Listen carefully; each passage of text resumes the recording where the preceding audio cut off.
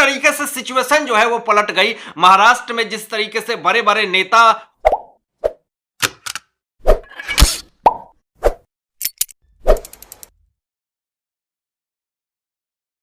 नमस्कार।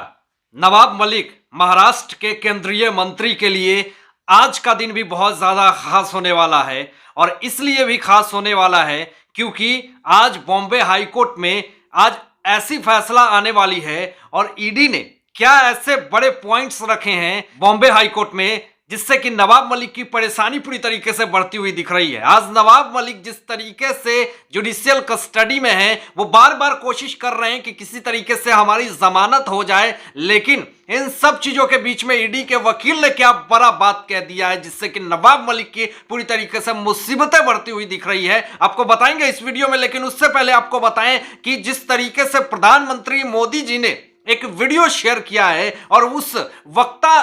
तरीके से बात अपनी पूरे रैली में जिस तरीके से रखी है, पूरे देश और दुनिया को ये महाविकास आघाड़ी सरकार को जिस तरीके से निशाना बनाते हुए जो बात कही है, वो वीडियो आपको सुनाएंगे कि किस तरीके से उन्होंने रैली में ये बातें करी, कि किस तरीके से पूरे धांधलीबाजी चल रही है महाराष्ट्र में और किस तरीके से एक एक हजार करोड़ रुपए की धांधली हो रही है और जब हम उसको पकड़ते हैं तो किस तरीके से धर्म का एंगल घुसेड़ दिया जाता है। ये सारी चीजें प्रधानमंत्री मोदी जी ने ये बात कही है, आपको बताएंगे इस वीडियो में। लेकिन उससे पहले आपको बताएं कि नवाब मलिक कैबिनेट मंत्री, एनसीपी के नेता और प्रवक्ता बड़बोलेपन के कारण मीडिया कॉन्फ्रेंस में छाए रहते थे, लेकिन आज मीडिया कॉन्फ्रेंस में इसलिए छाए हुए हैं क्योंकि ये जेल में है। आने वाली मुसीबतें उनके साथ किस तरीके से भी बढ़ने वाली है ये भी आपको बताएंगे। हालांकि आपको बताऊं कि सेशंस कोर्ट ने, पीएमएलए कोर्ट ने तो साफ तौर पे इनको 14 दिन के लिए आर्थर रोड जेल में भर्ती कर दिया कि जाइए आप वहीं पे रहिए, और वहां पे अनिल देशमुख पहले से ही हैं और उसके बाद नवाब मलिक को भी वहां पे भेज दिया गया। तो यहां पे बीजेपी के नेता मोहित कंबोज जी ने साफ कह दिया कि मैंने तो पहले ही बोला था कि नवाब मलिक वहां जाएंगे तो मैं टिफिन लेकर के जाऊंगा। नवाब मलिक ने ऐसा सोचा नहीं होगा कि हमारे साथ इस तरह का ये पूरा माहौल चलेगा, और जिस मैं प्रेस कॉन्फ्रेंस और मीडिया की बातें करता था और बड़े बड़े आरोप लगाता था, आज ऐसा सिचुएशन आ जाएगा कि हमारे ऊपर ही मीडिया कॉन्फ्रेंस होने लगेगी। पूरी तरीके से सिचुएशन जो है वो पलट गई। महाराष्ट्र में जिस तरीके से बड़े बड़े नेता हो इस तरीके से एक्सटॉर्शन करके, मनी लॉन्ड्रिंग करके, डीड आउट कमीशन पूरी तरीके से ले आकर के जिस तरीके से पूरा धांधलीबाजी चल रही है, तो ऐसी स्थिति में अब यहां पे बीजेपी पूरी तरीके से एक्टिव हो चुकी है। आपको बताऊं कि गोवा में जिस तरीके से बीजेपी की विजय हुई, पूरी तरीके से भारी मतों से विजयी हुई, फिर यूपी में जो बीजेपी की पूरी तरीके से बोलबाला है, और अगला टारगेट जो है आपको बता दूं बीजेपी का पूरे महाराष्ट्र में अपनी सियासत को लाने का है, और यहां पे महाविकास आघाड़ी सरकार, और ये इतिहास गवाह है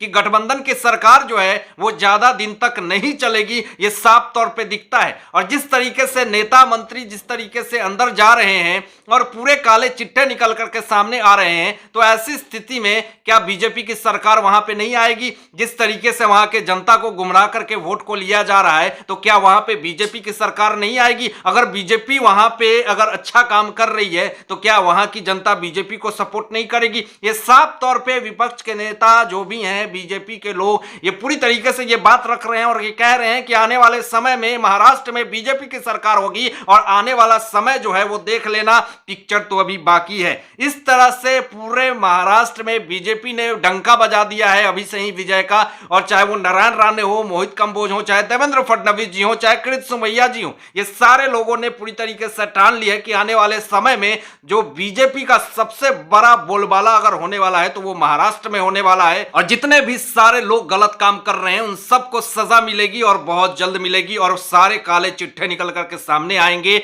और पूरी तरीके से जेल में जिस तरीके से बातें कहते थे संजय राउत की, अभी अंदर पूरी तरीके से अभी भरे हुए हैं, खाली हो जाने दो, उसके बाद बीजेपी की कुछ नेता जो हैं वो जेल में जाएंगे। लेकिन ऐसा लग रहा है कि जिस तरीके से शिवसेना सांसद जो हैं संजय राउत ये बयान दिया है, तब से तो और ज्यादा महाविकास आघाड़ी सरकार के जो नेता हैं वो जेल में जाते हुए दिख रहे हैं। तो ऐसी स्थिति में आने वाला समय महाविकास आघाड़ी सरकार के लिए क्या समस्याओं का कारण बन जाएगा, ये तो आने वाला समय बताएगा। लेकिन दोस्तों आपको बताएं कि किस तरीके से अपनी जमानत याचिका पे पूरी तरीके से बॉम्बे हाईकोर्ट में सुनवाई चल रही है, 4 बार चली, लेकिन चारों बार इनको वहां से दाखिला नहीं मिला। पूरी तरीके से याचिका को कहा गया, टाल दिया गया, लेकिन फिर से एक बार कल उनकी याचिका पे सुनवाई होने वाली थी, लेकिन ईडी की याचिका को सुना गया और आज फिर से 10 बजे से उनकी याचिका पे सुनवाई होने वाली है और हो रही है बॉम्बे हाईकोर्ट में। लेकिन आपको बताऊं कि सोर्सेस से, इंटरनल सोर्सेस से जो खबरें आई है वो ये आई है कि ईडी ने ऐसे पॉइंट रख दिए हैं जिस कारण से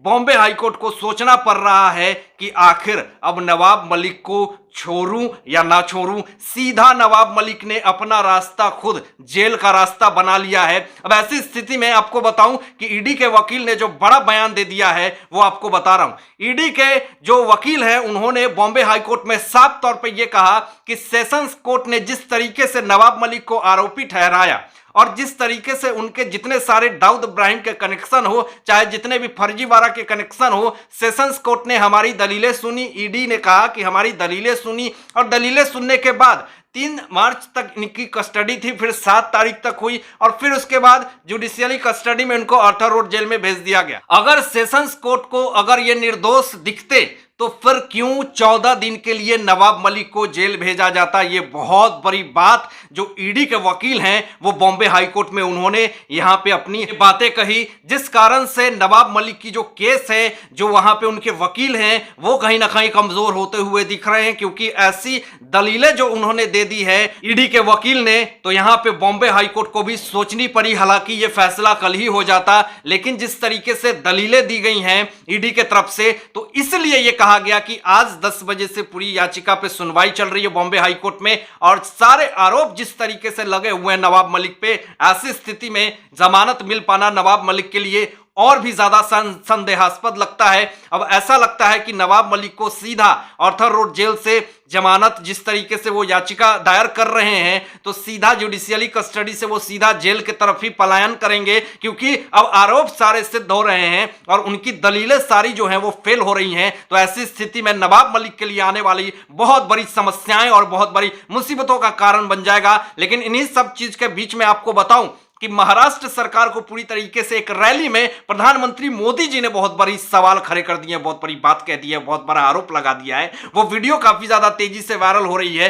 पहले आपको ट्वीट बताते हैं कि मोहित कंबोज जी ने ये ट्वीट क्या किया है और उसके बाद आपको वीडियो भी सुनाएंगे। उन्होंने ट्वीट करके ये कहा कि ज्यादा सोचने की जरूरत नहीं है, यह संदेश महाविकास अघाड़ी के शिल्पकारों के लिए ही है, सबके भ्रष्टाचार और नकाब उतरेगा। पहले आप इस वीडियो को सुनिए कि किस तरीके से प्रधानमंत्री मोदी जी ने यह बात कही है। पहले